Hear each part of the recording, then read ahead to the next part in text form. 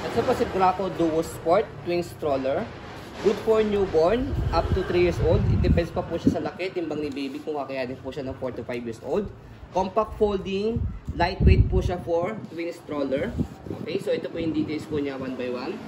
So unahin natin sa canopy. Yan po yung details ng canopy po niya. Lockable po yan sa mga side niya. Ito, side.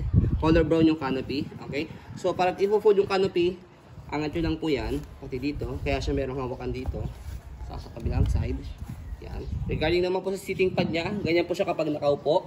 As you can see, ang kinagandahan sa kanya, okay, halos flatten po yung pagkakaupo niya. Okay, so next is, harness po niya, and belt lock, wala po yung putol. Yan. Okay. So next po is, front handle, ayan po yung front handle po niya.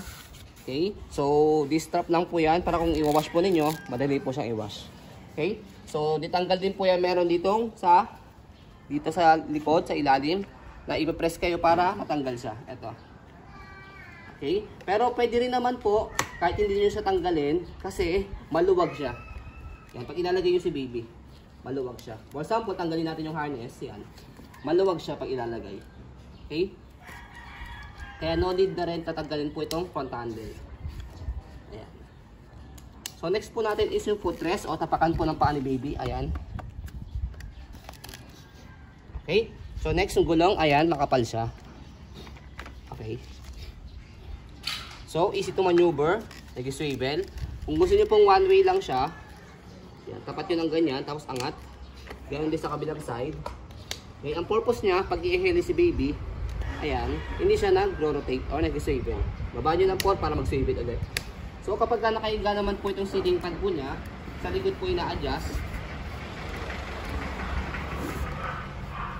Ayan. So as you can see, higang-higa siya. Okay? So no need na rin ng extra fusion pad po dito kasi malambot na siya.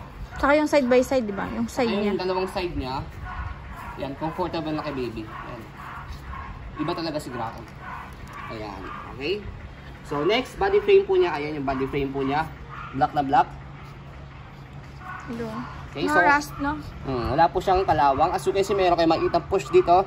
Later on, pinipress yan kapag naka-fold na siya. So next, sa likod, ayan yung gulong niya. Okay na okay yung gulong niya. So stopper, baba nyo lang po ito. Yan, yan, naka-stop na siya. Yan, angat lang po para mag-go. Yan. So ayan yung likod niya. Graco Duo Sport. Okay? So sa likod niya, yan yung basket niya malaki. Okay? Marami kayong pwede mailagay. Pero syempre, max lang po nito, ang alam po namin is 15 kilo, just like sa ibang mga twin stroller.